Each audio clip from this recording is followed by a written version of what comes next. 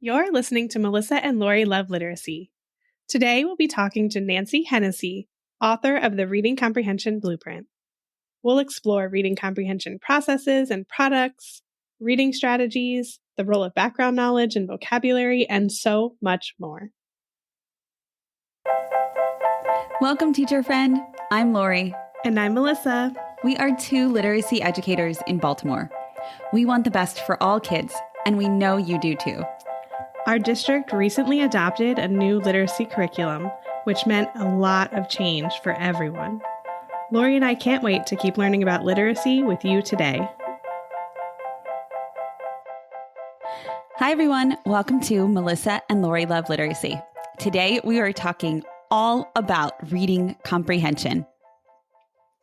And we have a great guest for this topic today. We have Nancy Hennessy, who is an experienced teacher and educator, but I think most of the audience will know her as the author of the Reading Comprehension Blueprint, which is why she's here to talk about comprehension. So welcome, Nancy. Thanks so much. I'm really thrilled to be here with you. You're doing such wonderful work and providing resources for teachers, which is so important. As you know, I was a teacher and administrator for many years in school, and so I know how important it is to share our knowledge and what we've learned over the years. So, and of course, I love talking about comprehension. For many years, I was a decoding queen, but recognized and realized that I wasn't paying enough attention to comprehension. And so that's really been my focus for the last several years. Yeah. Well, we are including this episode as one of the culminations of a series about reading science. And we really broke down, the other side, quote, the other side of the reading rope, and we went beyond phonics. So I'm hoping that you could start us off with what is comprehension? Just a quick overview for those listening. Yeah. Well, I think that's a great place for us to start. I think for many of us, when we think of comprehension, we think about it in a very solitary way, in an isolated way. And I think it's important for all of us to begin thinking about the fact that it's quite complex. So I want to invite your listeners immediately to start thinking about how do they define comprehension so that they can make connections as we have this conversation this morning.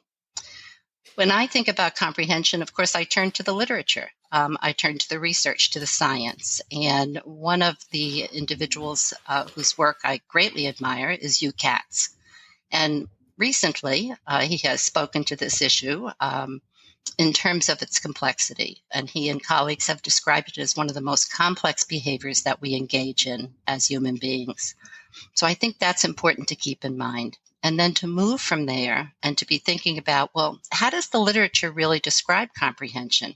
You know, when I work with educators, oftentimes what they surface for me is something that they're teaching. For instance, finding the main idea. That's what comprehension is. That's a product of comprehension, but I think we need to go broader than that because comprehension is not just a single skill or strategy. It really is the result of multiple skills and knowledge. So I would like to share then the fact that the Reading Study Group described it as extracting and constructing meaning. And I think that's the focus. But it's much more than that, I think, as well. But did you want to ask me something? Looked like you wanted to ask me something.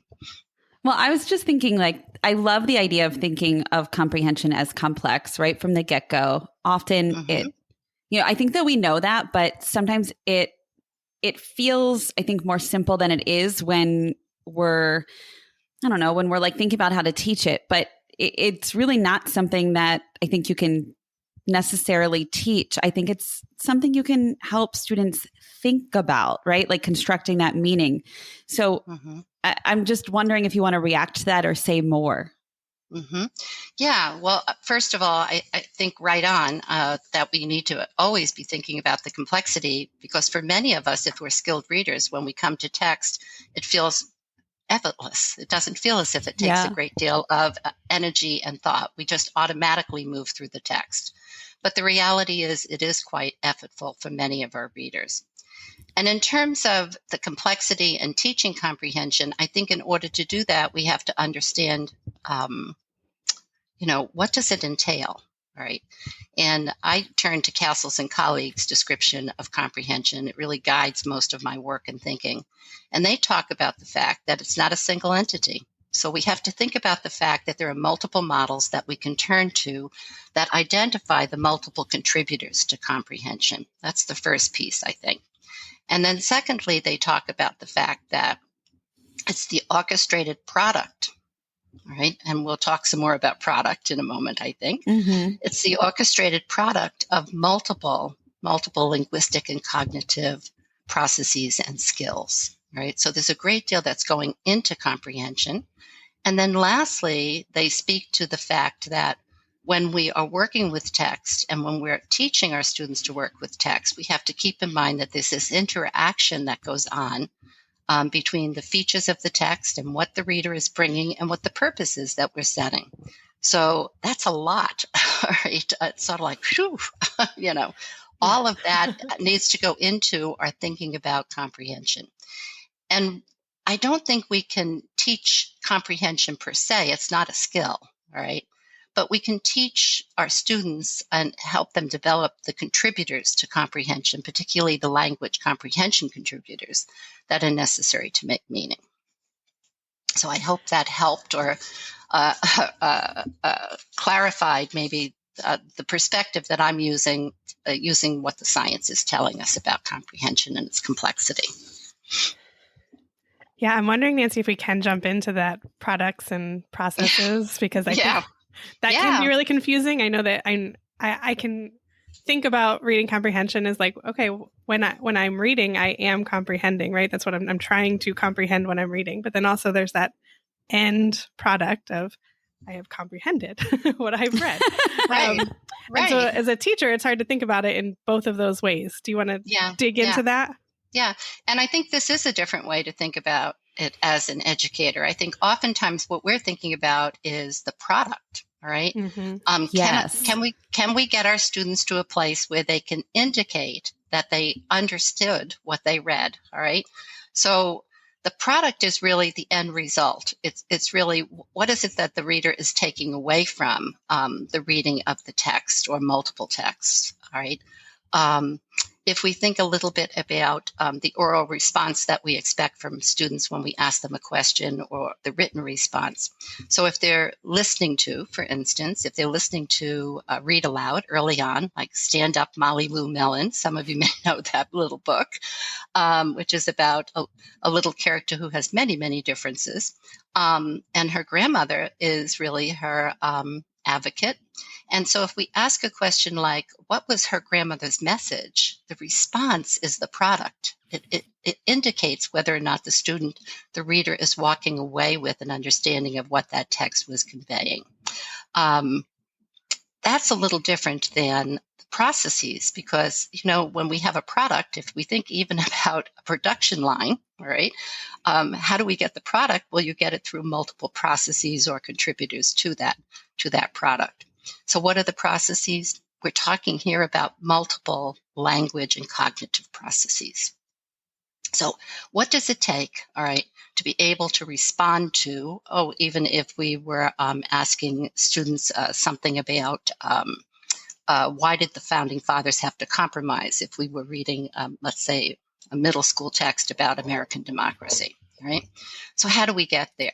Well, Kane and Oakhill tell us that in order to get there, we have to process the language of the text. So first of all, we want our students to be able to read the words, word recognition important. But now let's think a little bit about language comprehension. So we want them to be able to do what? Access the meaning of the words. So there's our vocabulary. Right? We want them to be able to work out the syntactic sense of the sentence. That's sentence comprehension. We want them to be able to integrate the meanings within and between the sentences. All right, that's a special type of inference. And we want them to be able to incorporate their background knowledge so that they can arrive at what's not explicitly stated in the text. So the overall goal here is for the student to have that product, and it can be different types of products. But an overall goal, the ultimate goal, is a mental construction of meaning, a mental model, an overall understanding that we take away with us, right? I could go, I don't want to keep going if you want to ask me a question. I was going to go a little further, but I'll stop. I was just going to jump in and say, I always felt as a teacher, this was the hardest part for me because it all happens in their brains and you don't know what's happening. I know. It's invisible. You know? So yeah, you get that product of whatever the answer is, right or wrong, but you have no idea which one of those many things you just listed, Nancy, kind of may have tripped them up if they got it wrong. You know, like could be so many things. And this is why when we begin to design instruction, and when I thought about instruction, I designed the blueprint, because it's an overall picture of what does the teacher have to consider as they plan for instruction. Of course, always taking into account the reader, the task, the text, and the context. The other thing I want to say about this is in terms of what's going on in their mind, because when we talk about processes, we're talking about these language processes and skills, but we're talking about, what's happening cognitively. Well, they're identifying idea units. So they're looking at the meaning of the words. They're looking at the sentences. They're figuring out the who and the do. All right. What does this sentence tell me? At the same time, what do they have to do? They have to integrate the information within and between the sentences. So if I'm talking about dinosaurs, and then in the next sentence I say it, and it references back to a specific type of dinosaur, I have to understand that I'm still talking about the dinosaurs. So there are clue words. And then, of course, we want the reader to be monitoring and thinking about, does this make sense to me? Right? And if it doesn't, what are the strategies? What are the fix-up strategies I can use to kind of get over that hurdle? And then, of course, the incorporation of background knowledge. So, processing on a larger level here, we talk about integrative, we talk about now elaborative processing, in which the reader is, incorporating that background knowledge and then finally arriving where? At that mental model. So this is quite complex, but an understanding of this gives us a kind of a bird's eye view into that brain, into what's actually happening in the mind of the reader and what might go wrong. And there is research that supports that when they have difficulty with the product, oftentimes it's not the product, it's the processes that are faulty. I know it's even more complex because it's different for, right? Each child's bringing something different to that text, and then every text that they encounter is different, right? So the vocabulary is different, the knowledge is different for the students and the texts, and so it's not going to be the same every time you read a book. Not at all. And so this is why I'm very much an advocate, and I believe you are too, of using the text that the students are reading in order to develop these processes skills, the knowledge that's necessary to work with the text. This is not isolated skill work, but this is actually looking at what is my reader bringing and what is this text demanding? Yeah. And what am I asking them to do? Yeah. And it is so complicated. Like going back to that example that you gave, Nancy, just very practically thinking about the dinosaurs and the word it in the next sentence and referring back to the dinosaurs and having an understanding that the word it is referring back. I mean, when you ask the question, right, like what is it referring to? The student has an opportunity to show that product, but it could be a guess. They could guess right. We don't know.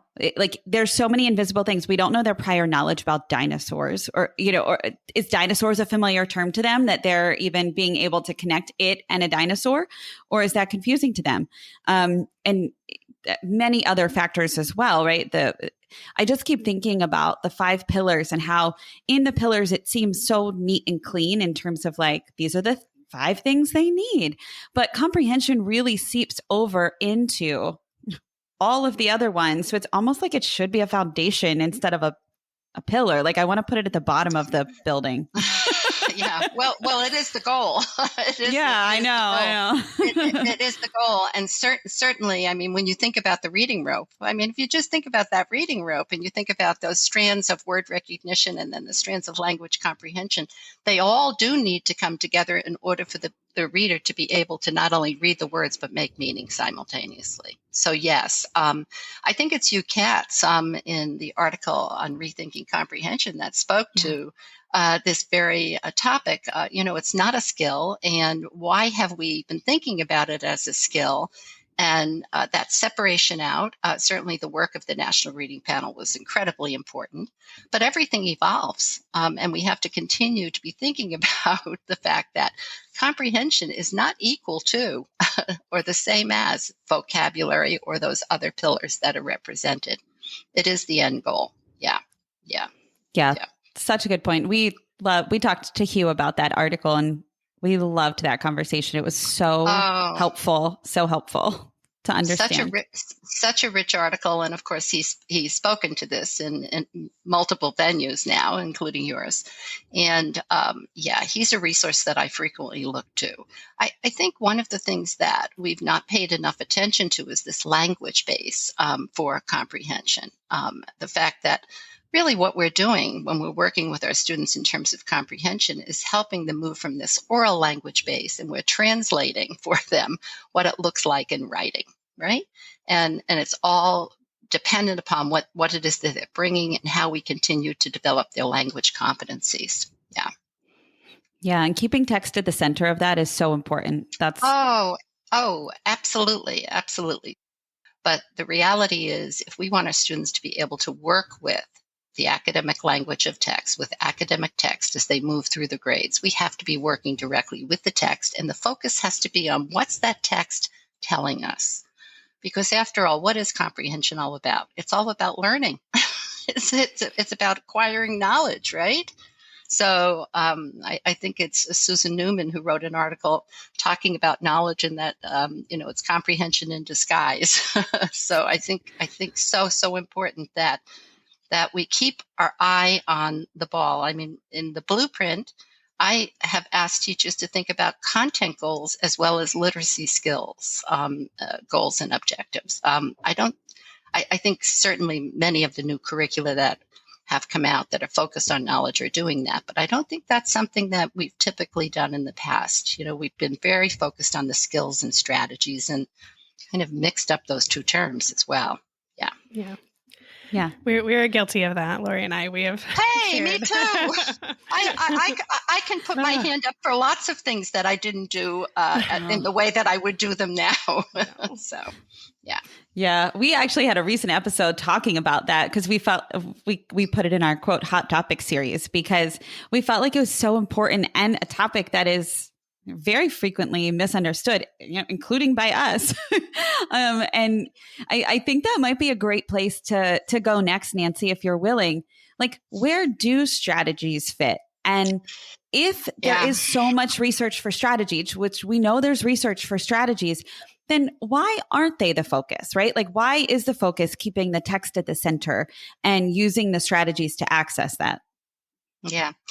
Well, I think it's a great question, and I think it's one that we all continue to ask ourselves because perhaps we have a history of teaching reading strategies. I do as well. I think first of all, clarity of terms is really critical. If we think about the fact skilled readers come to text and they're fairly automatic about making meaning, reading words and making meaning. It's not to say they don't sometimes encounter a hurdle that they have to overcome.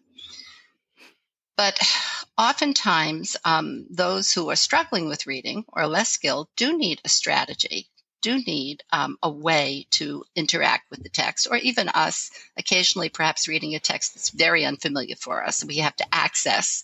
I think about reading scientific journals, right? We have to access. I know, that's what I was thinking too. I'm like, we even know that topic, but I still need my strategies for that. Yes.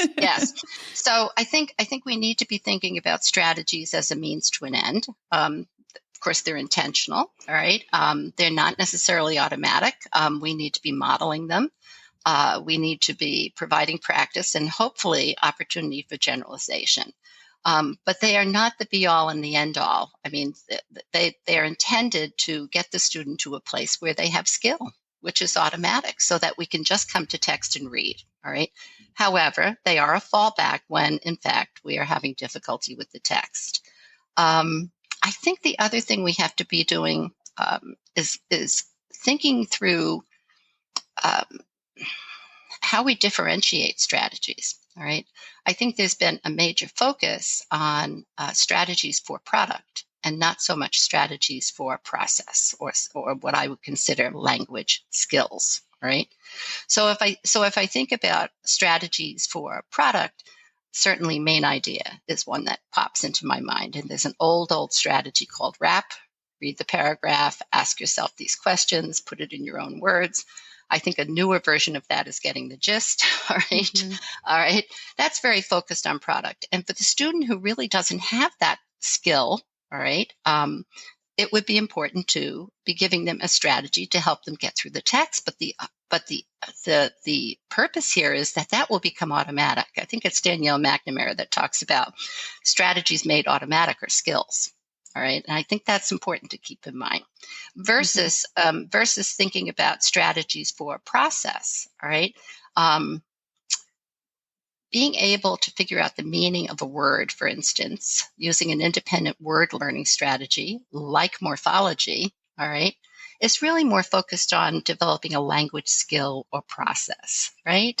It's if we're not there, we can't give the student the meaning of or remind them of. The student needs to independently do that. And so we can model that and hope that will become. The other differentiation I would make here is strategies we use as teachers, instructional routines. And I think this has gotten muddied, all right? I think that sometimes we don't make those differentiations and keep in mind what the purpose is.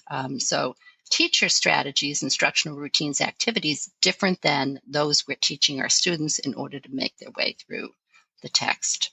I always think the focus has to be on the text. It's always about what am I taking away from this text? How can I develop, all right, the capability of working through that text, all right, and one by one aggregating, all right, those idea units so that I have a big picture idea of what happened in that text. Yeah, I hope that helped. Oh, and by the way, I did listen to Dr. Peter Afflerbach talk about this differentiation and also Tim Shanahan. So I'm on board with that. Oh, thanks, Nancy. Yeah, you definitely echoed some of those same thoughts. When you really continue to read the literature and keep thinking about this, there's a consensus, I think. Yeah. Yeah. And I think that we often, it's so black and white often where it's like you either teach strategies or you don't teach strategies. And it's like, it's not it's not one or the other, right? It's not strategies or knowledge, right? We're doing both. And it's not one. That's right. It's not one or the other. But I continue to think about the fact that why do we want our students to comprehend text? We want them to learn. We want them to take away knowledge. All right.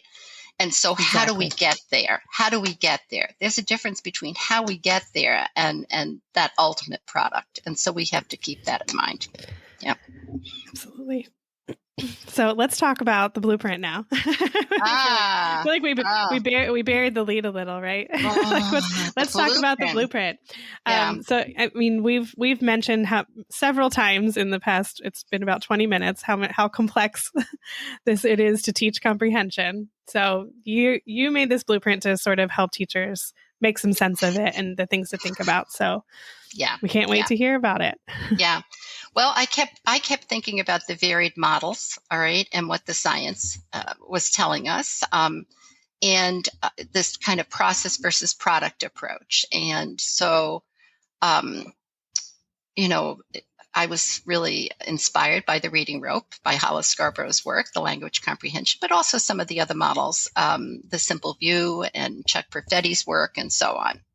And so I kept thinking, how can I represent this in a way that makes sense to teachers? And I have to tell you that the origin of the blueprint really was my work with Louisa Moats when I was a national trainer, one of the first trainers for Language Essentials for Teachers of Reading and Spelling. And then That's she so and I exciting. worked. It was a phenomenal, wonderful opportunity. And she gave me the opportunity to work with her on the second edition, Module 6, which was all about comprehension. So really, this thinking grew out of that and then work with teachers. I developed actually a blueprint training, and people kept saying, wow, blueprint, what does that look like? So, and I want to say up front, the blueprint is not cast in concrete. It continues to evolve based on the science. So what is it? It's a master plan. It's a framework. If you're going to construct a comprehension house, you need a blueprint, all right? It's not a lesson plan. It's not a unit organizer. It's a big picture, and you can derive your unit organizer and your lesson plans from it. All right. It does align with the science. It is flexible from the perspective of, the teacher has to be thinking about the students they're working with. Lori said this earlier, and so did you, Melissa. Kiddos are different. So it's flexible in terms of the students you're working with, the text you're working with, and so on. And it asks teachers to think about, all right, if I need to include vocabulary, well, what questions should I be asking myself about how I design vocabulary instruction? All right. So that's big picture on it. Okay. So it begins by asking teachers to think about planning or preparing for instruction, by identifying what are the big ideas you want your students to take away. What are the critical understandings? So the question that the teachers are asked to respond to is, what do you want your students to know and understand, right? And that then moves into, okay, if that's what you want your students taking away, all right, then what do your goals look like? What's your purpose for teaching? What are your content goals and objectives, right? And then what are your literacy skills, those goals and objectives?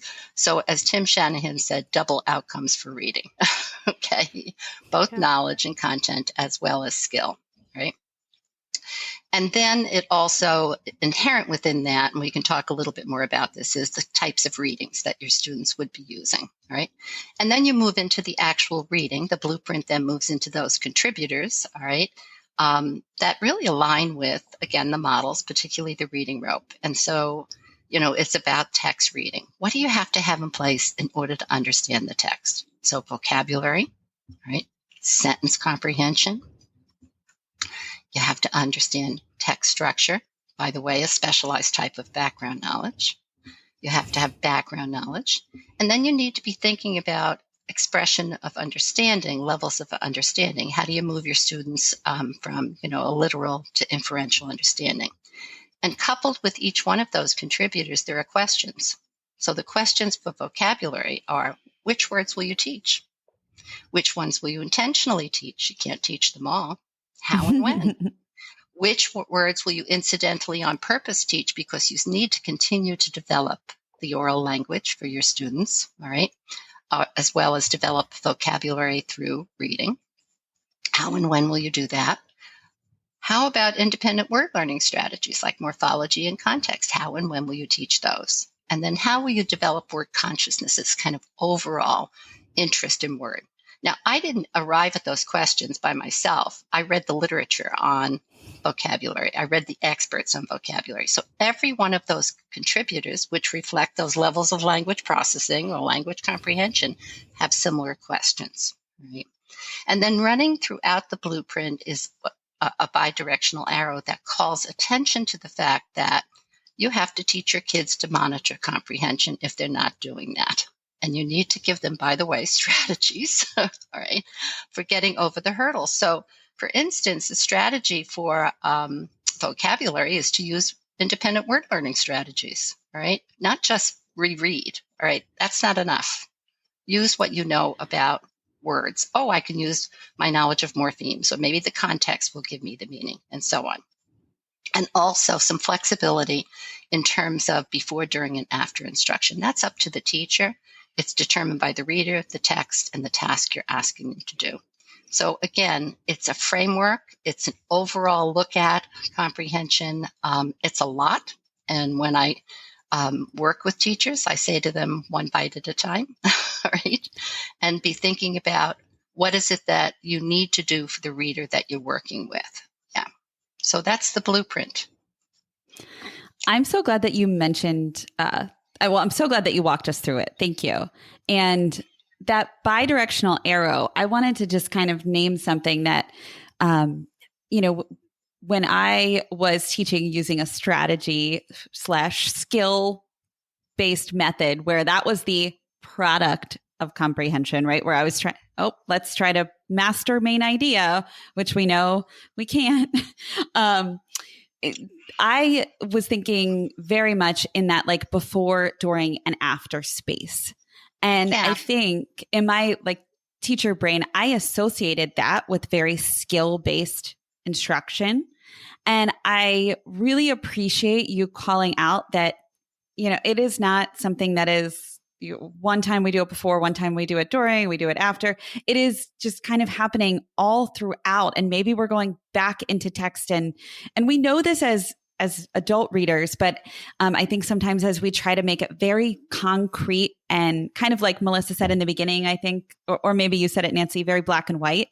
It's not. And I just appreciate you calling out before, during, and after there, because that I know made such a difference for me when I was reading the blueprint. I was like, oh, yeah, I'm going to go back to, what I know is true, which is more than one thing can be true at once. And we're always going before, during, and after. And we're building knowledge all the time. And we're building vocabulary in all of those places before, during, and after. Like, it's not just during. Well, it's right. It's not that these things all fit in these little boxes. Yeah. I mean, if we think about this, I mean, we're consistently. It's difficult because I think as teachers, it's easier for us to think, oh, now I'm working on this, and now I'm working on this, and now and yes, sometimes we need to be very directed and explicit about certain aspects of reading. All right. But the reality is all of these contributions to comprehension are integrated and they're working together with one another. And so it's really hard to tease out, how do you tease out vocabulary from background knowledge? Very difficult to do. Yeah, right? It's so tough. So how do you tease out syntactical knowledge, this ability to work with sentence, the order of word in sentence from word meaning? The word meaning changes dependent upon where it is in the sentence. So this understanding that, yes, we can think about these contributors individually, but the reality is they're all working together, and we need to be flexible in our approach to working with the text. Yeah, that's a great point, Lori. Yeah, I'm glad that helped. Yeah, it really did. I appreciate that. And for anyone listening, I know Nancy just walked us through very gracefully the blueprint, but we will make sure that we provide something for you to be able to either know where to get it or to be able to see it yourselves. So we will do that for you for sure. Yeah. Great. That will be helpful. I know I can talk about it, but it's very helpful to have the visual, and that's why I created a visual for it. Yeah. I even pulled it up for myself here. Oh, you did? Yeah. Well, sometimes I do that. I had a slide ready just in case for myself. So the other thing I want to say is that, I developed the blueprint really for K-8. All right. But it is adaptable for those students who are struggling in upper grades. And the reality is for middle and high school teachers, there are some things I would add to the blueprint, and I'm thinking about that for the future, specific to, for instance, disciplinary literacy. All right. Because as students move up through the grades, when we think about text structure, for instance, there are some characteristics of science text, social studies text, and so on. And we know Tim Shanahan and some others have done some work in this area, as well as others. So for those who are listening and interested in the blueprint, know that that's on the horizon. Oh, that's exciting. Thank you. Yeah. So anyway, all right. So that's the blueprint. And that's the blueprint I wanted to say. Yeah. Okay. Yeah. Well, I'm wondering, Nancy, if we could get like really practical. I mean, I know we have this blueprint, but if we're putting our teacher hat on and we're thinking, okay, I know you said in our, just before we hopped on that you taught fifth grade, and I did too. I'm wondering if we could think about fifth graders. Let's just think about fifth graders. I'm a fifth grade teacher. I'm planning for a reading lesson. What should I be thinking about? I have a fifth grade text in front of me. Melissa, you want to name a fifth grade text for us? The Phantom Toll Booth. All right. Phantom Toll Booth. Okay. I haven't read that text in a very long time, but I think there's some crazy vocabulary like Dodecahedron. Am I not saying it right? Dodecahedrons. Yeah. I may even have that text somewhere in a closet. I have lots of teaching materials. So, I think when we step back, the first thing that I would encourage people to do is take a look at the blueprint, look at those questions, and then begin to think about either unit organizers or lesson organizers that can align. And I've provided those, all right? So I always want to start with the critical understanding. So why are we reading that text? What's the big idea? What's the critical understanding that I want my student to walk away with? So that's the content goal. Really, I can pull the content goal from that critical understanding. Maybe there's some essential questions I would develop. All right. And then I already have identified my reading, and I'm hoping that this reading does the following things for me. That'll help me develop the academic language that I want my fifth graders to have. And academic language has everything to do with a little bit more sophisticated vocabulary. You just referenced a word that would be a little bit more sophisticated. The sentences are going to be a bit more complex and complicated. All right. The discourse structure, it's going to vary. There's going to be increasing nuance as we move through the grade and so on. So I'd want to be certain. I'd also want to be certain that there's opportunities to develop all those contributors I just talked about. And that really connects back to academic language. I'd also be thinking about, in addition to the phantom toll booth and the enduring understanding, am I using some other texts that are also focused on that knowledge base, that what it is that I'm taking away from that particular book? I don't want to read that book in isolation and then move on to something totally different, right? And once I kind of get that in mind, and don't forget about access for the kiddos who can't read the book. All right. Yeah. That's really important. For sure. I want to identify the vocabulary words that I need to teach, and that's a little difficult. It's I think Maddie McCune calls that a stealthy process, because we don't have an exact formula for identifying those words, but we can think to ourselves, what's critical to understanding the text, and what are there some words that we can generate, some other words, some growth in vocabulary. So the importance of growth, the importance of understanding the text. And once I've done that, then I have to have a simple routine and a complex routine. I have to be thinking through instructional strategies. I also want to look at the sentences in the text. Is there a sentence or two that I want to pull out beforehand to have some conversation about because it's long, or it's got a lot of embedded clauses, or it's written in passive voice versus active? So I want to be thinking about that and helping students know how to deconstruct sentences. I want to be thinking about also the text structure. Are there any nuance in Phantom Toll Booth? So it's narrative, right? Is it narrative? Yeah, I thought it was narrative. Yep. I really haven't looked at it in a long time. I recognize the title. Good memory. Yeah, so is there any nuance? I mean, we can go with a simple story grammar map, but we want to go a little bit beyond that. What was the purpose? What are the features, that we can pull out? Are there signal words? There are lots of different things we can be thinking about. And then, of course, what's the background knowledge? What's specific to that text that's going to help the student make meaning of that text? And how do we want them to express their understanding? So, I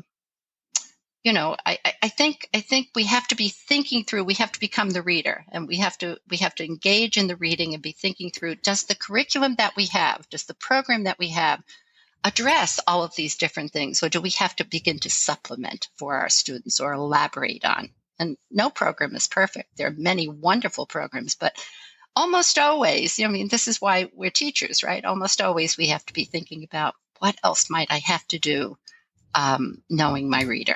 Yeah. Was that helpful? Yeah. It really is. I did think about, I have an example in the blueprint about Kayla reading a placard in a science museum about dinosaurs, because her class was reading about dinosaurs, Dinotopia, and so on. And kind of thinking through, her teacher was asking her to write a summary of what she was learning in that science museum about a specific dinosaur, and she picked a specific one. Well, she had to understand the precise vocabulary. What did extinct mean? What's prehistoric mean? She had to be thinking about, difference between meat eaters and plant eaters, and then these long sentences. And I gave you the example of the it sentence before. Did she understand the it? So all of that is going into the ability, and every text is going to be a little bit different, but there are some general things we can be thinking about. Yeah. Yeah, that's so helpful. I'm thinking too, like when you're thinking about texts, I know we gave a book as an example, but also the surrounding texts for that book or core text or whatever we would want to call it, the text that we might use to build knowledge or can be, they don't have to be a book. It could be a video, a song, articles, right? I want to make sure we say that because I think sometimes it's easy to get in that box again of like, text. We need a whole nother book. Well, I mean, the Phantom Toll Booth, if we're going back to that example, that's all about wordplay.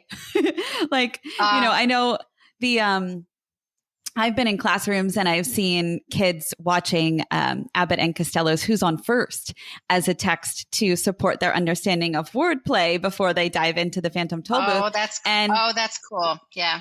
Yeah. And it's really neat. And they totally get it. And that's a great way to, prepare students to read. Right. Well, it comes back to this whole idea of, background knowledge and, I call it the ABCs, activating and assessing, kind of figuring out what kiddos are bringing. All right. But also then how do you build? And there are multiple ways, as you're just saying, to build. So certainly text sets, books around particular theme, very helpful. But authentic artifacts are helpful as well. And so you're bringing to mind an example that I often use if you're reading about, the bus boycott, all right, and we're reading about Rosa Parks and others. What is it that we can use? Pictures of the actual bus, the seating on the bus, the arrest record, the fingerprint record. I mean, these are really important, and videos can be critically important as well. And I love the example of songs and raps and so on, because I've heard teachers say, that they've used those and kids all immediately make these connections. And it's sort of like, wow, I can't believe they just made that connection. So, but, being purposeful about what we choose. Yeah. So there's no doubt that this takes a great deal of thinking and planning. And again, I'll come back to, let's look at our curriculum. Let's look at our program. Let's look at what we're doing well in terms of what the blueprint points out as contributors. And let's look at maybe what we haven't addressed and how can we go about supplementing. Nancy, can I ask you a quick question? Well, not a quick question, but diving into something you've mentioned a couple times already, which is about goals. Just because I know Lori and I get questions about this quite a bit, because I know when I was in the classroom, your learning goal for the day had to be posted on your board. That's what your administrator came around to check on, and it had to be aligned to a standard. And if I was doing that, it was often, it became this, skill or strategy, really skill driven, like find the main idea because that's in a standard. So that becomes my learning goal. But you kind of brought up having this 2 goals. Can you dive into that a little bit more of like how teachers would go about finding those goals? Yeah. Well, sometimes the curriculum or program will provide those, right? They will provide. It's a good starting point. Yes. Yeah, it's a very good starting point. I would prefer that. If speaking honestly, that was like the bane of my existence. I hated writing the objectives every day. I really didn't like it, if I'm being honest. I thought it was frustrating. Yeah. I think if you know what your big idea or your enduring understanding is, you can develop essential questions from that. All right. So you can take something like I'm working with a colleague right now on an activity book that will supplement the blueprint, and there's lots of activities in it. Fun. She's in classroom, so good to have a teacher working with someone who hasn't been in classroom for a while. understand it, but I'm not having that day-to-day experience, and she is. So, for instance, those enduring understandings, one of the ones that we've given an example of in the activity book is around personal identity. Who am I? For kindergarten and 8th grade, we've contrasted how you can pull that through, all right, the various grades. And she's developed all the essential questions. So the essential questions are always there, all right, and they're kind of guiding what it is that we're doing. And then the lesson plans will reference back to those, but maybe more specific in terms of developing the vocabulary, the sentence comprehension, the background knowledge, and so on throughout. So I think that's the way that we're thinking about goals and objectives. Now, I've seen teachers do this grade by grade. In fact, one of the ways that I further developed the blueprint was by working with teachers in a private school setting, all right, where, in fact, we had the freedom to develop our own curriculum, all right, and we worked grade by grade, all right, across the grade levels, identifying what was currently being taught in the ELA classes, what was being taught in science, what was being taught in social studies, and their social studies was an embedded club in which students actually experience different time periods, right? What was being done in art. And then we looked at standards and we looked at state curriculum, and then we identified across the grade levels what those big ideas would be. So that guided unit development then, all right?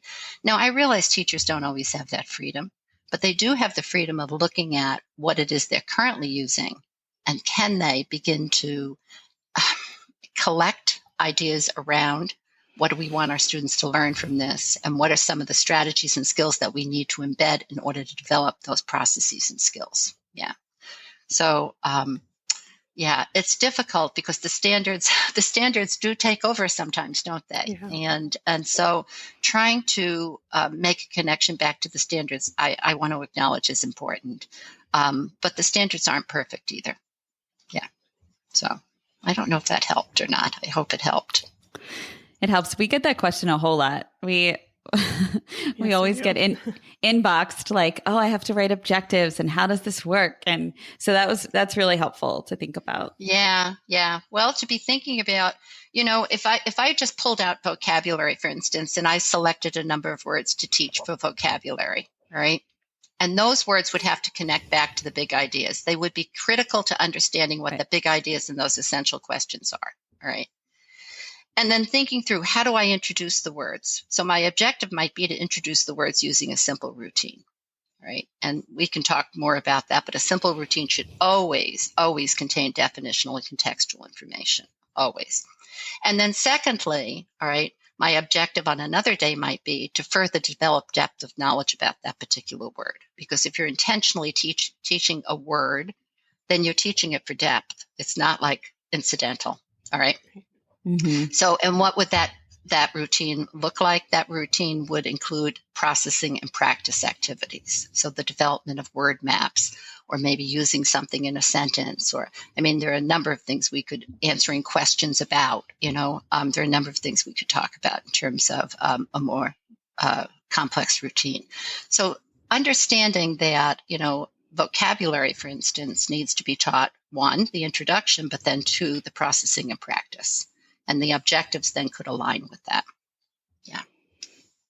Yeah. I think the part where it gets tricky is that they're vocabulary and knowledge, and I'm going to put them all together for the sake of this conversation.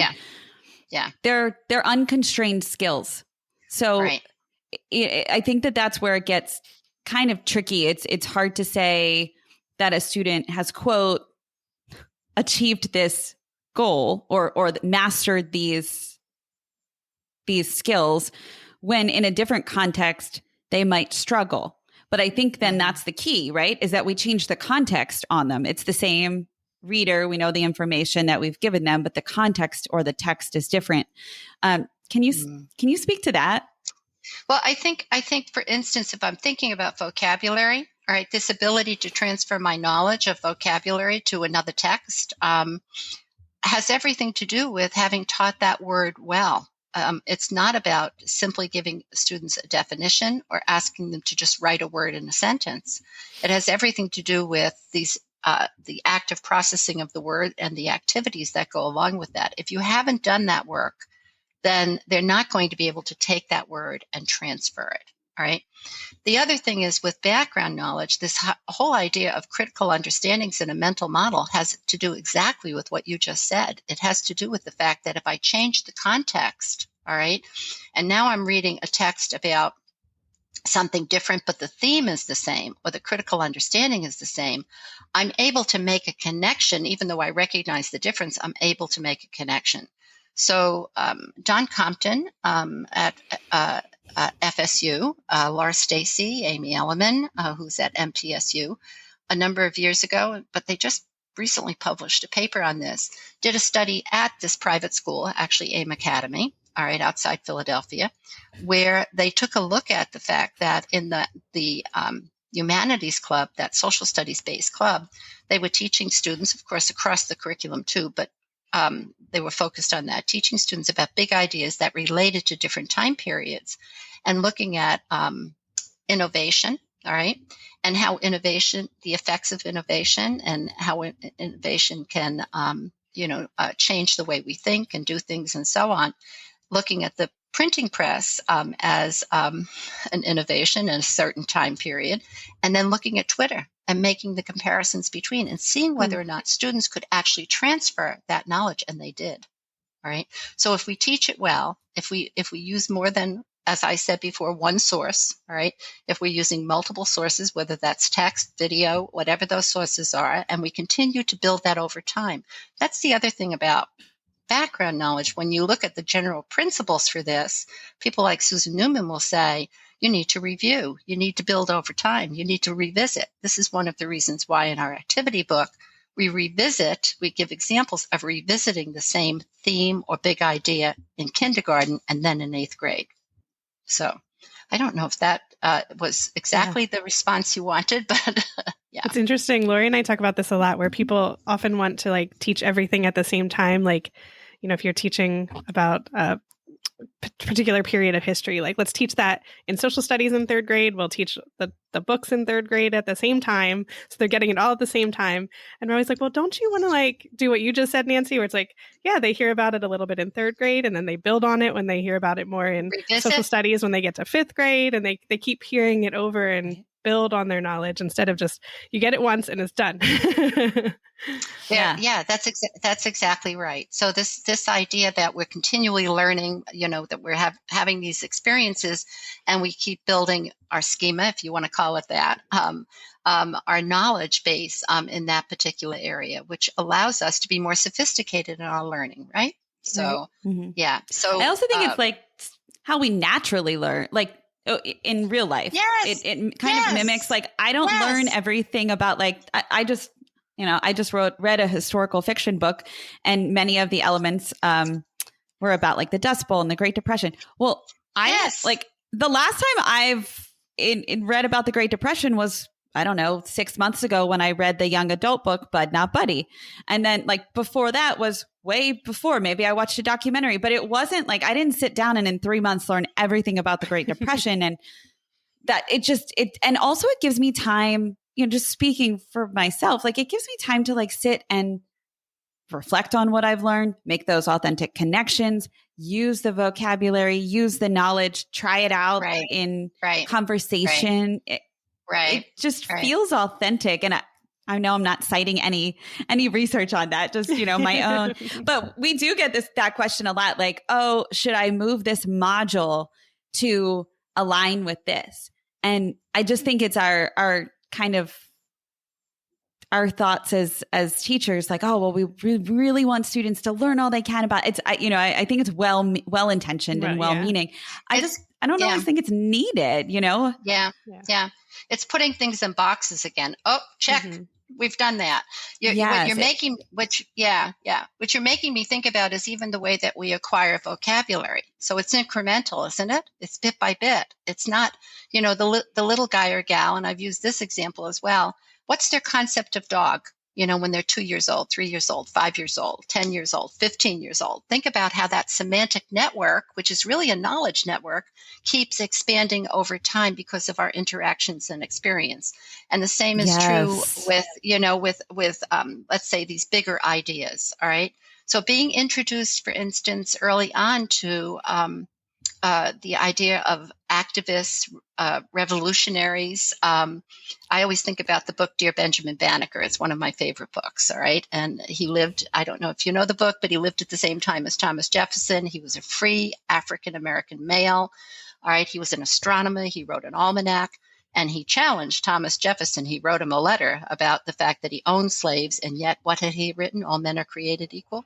All right. So, and that idea of being an activist or a revolutionary, you carry that through. I mean, you can think about Rosa Parks, and you can keep going with that to current day. So that revisiting and that connection, I think, is really important. We can't learn it all at once. This is not how we learn. Yeah. So it's incremental, bit by bit, and it becomes more and more multidimensional as a result. Yeah. Yeah. So, and so you glad we talked about that.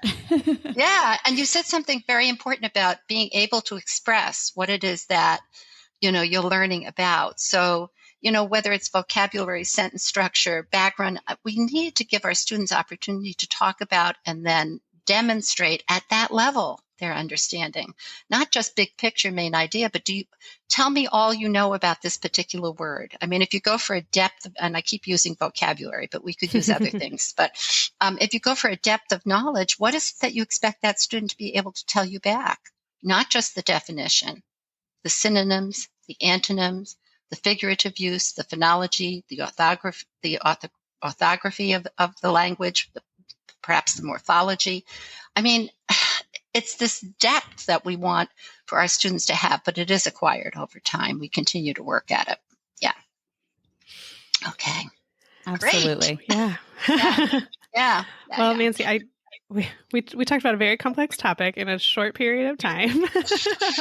But I'm wondering, before we close out, is there anything that we did not hit on that you want to make sure our listeners hear before we wrap things up?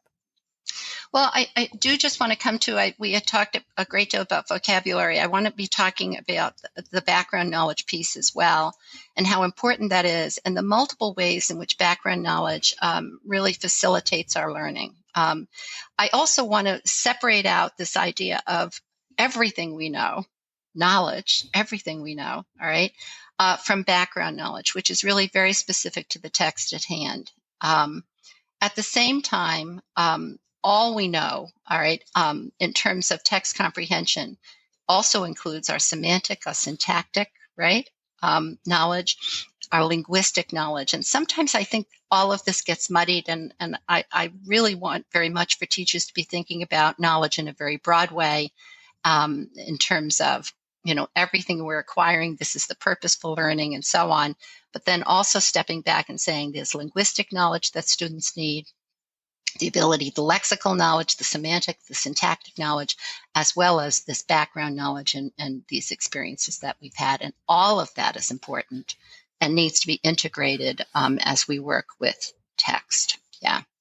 So, wow. We couldn't agree more. Yeah. I know you couldn't agree more. So anyway, is there anything else you wanted to ask me?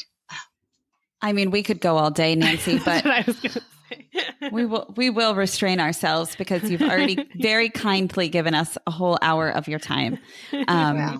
And, I think listeners, it's such a good time to pause and reflect. Like if I were a listener right now, and I'd be thinking about my curriculum in particular and how it helps students become, complex comprehenders.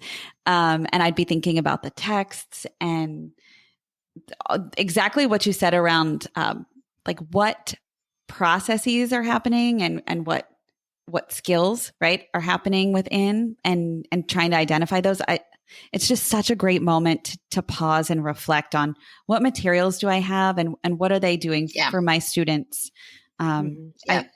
And I know this isn't happening in the summer. This episode's launching in the summer, so teachers, I think, have that time to hopefully do a little reflecting. So we're excited that you've given them so much to think about. Well, I'm really thrilled that I had this opportunity, and I could go on and on forever, as you can tell. and yes, I purposefully asked the listeners at the beginning to be thinking about what they surfaced in terms of their knowledge of comprehension. And so hopefully they're taking away something that is useful for them in terms of how they go about working with their students, because that's the bottom line, being able to work with our students and move them along in terms of their reading proficiency and their ability to learn so that they take away knowledge. Yeah. Oh, well, thank you so much. Yeah. Thank you for being here, Nancy. You. Yeah. All thank right. you, Nancy. Thank you. Thank you. Bye-bye. Thanks for listening, literacy lovers. To stay connected with us, sign up for our email list at literacypodcast.com. And to keep learning together, join the Melissa and Lori Love Literacy Podcast Facebook group, and be sure to follow us on Instagram and Twitter. If this episode resonated with you, take a moment to share with a teacher friend, or leave us a 5-star rating and review on Apple Podcasts. Just a quick reminder that the views and opinions expressed by the hosts and guests of the Melissa and Lori Love Literacy podcast are not necessarily the opinions of Great Minds PBC or its employees. We appreciate you so much, and we're so glad you're here to learn with us.